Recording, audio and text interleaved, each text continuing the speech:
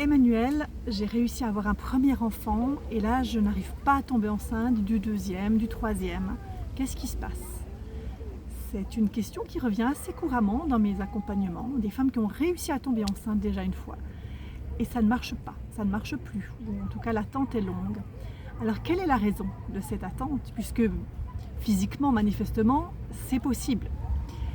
Alors j'aimerais déjà dire que, et ce que je dis tout le temps, que la vie est mystère, en particulier quand on vient toucher des sujets aussi puissants que la naissance, que la maternité, que la parentalité, que cette grande connexion entre la terre et le ciel, on pourrait dire, entre le subtil et la matière, puisque enfanter, ce n'est pas uniquement la rencontre entre deux gamètes, ce n'est pas uniquement quelque chose qui se fait sur le plan de la matière, c'est quelque chose qui permet de réunir la terre et le ciel, une âme qui vient à naître, une divinité, peu importe comment tu veux l'appeler, qui vient intégrer l'expérience dans la matière.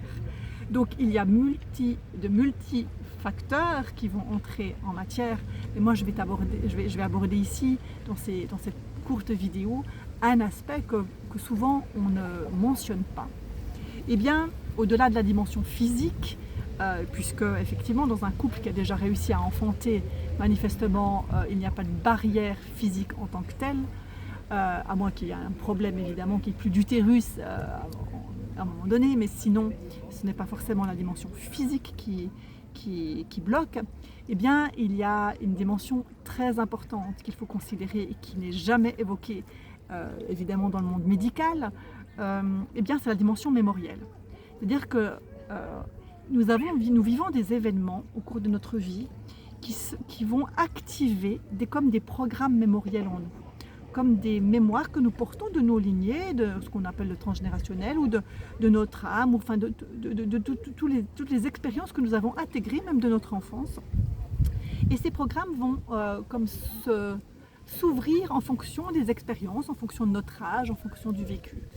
Et une première grossesse est une expérience extrêmement importante pour une femme, c'est vraiment une initiation, hein. C'est un grand passage sur un plan biologique, hormonal, émotionnel, éthérique, en fait, spirituel. Il y a vraiment quelque chose d'énorme dans le fait de devenir mère physiquement, en l'incarnant biologiquement. Et lorsqu'on attend un deuxième enfant, eh bien ce n'est plus du tout la même expérience. Sur un plan mémoriel, il peut y avoir quelque chose qui s'est enclenché comme une barrière dans la famille, donc une mémoire qui se réveille à cet instant-là. Chez une autre femme, ça se serait peut-être réveillé avant le premier enfant.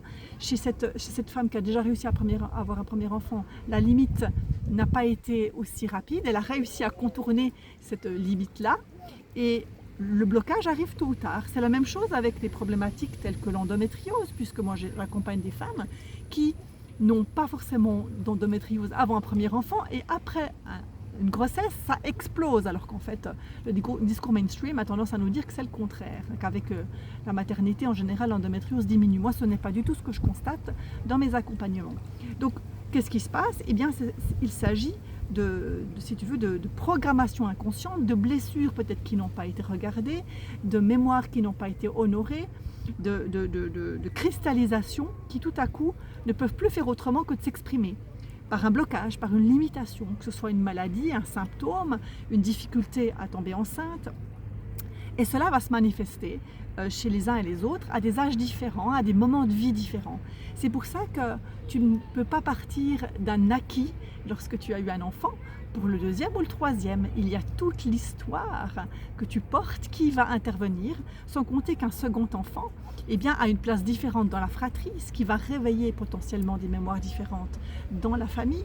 Donc tout cela a un rôle réellement dans ce qui va se passer en termes de capacité à tomber enceinte tout simplement, à vivre ou pas des fausses couches, la manière dont la grossesse va se passer, l'accouchement, etc. Un deuxième enfant, un troisième enfant, ce sont des expériences très différentes,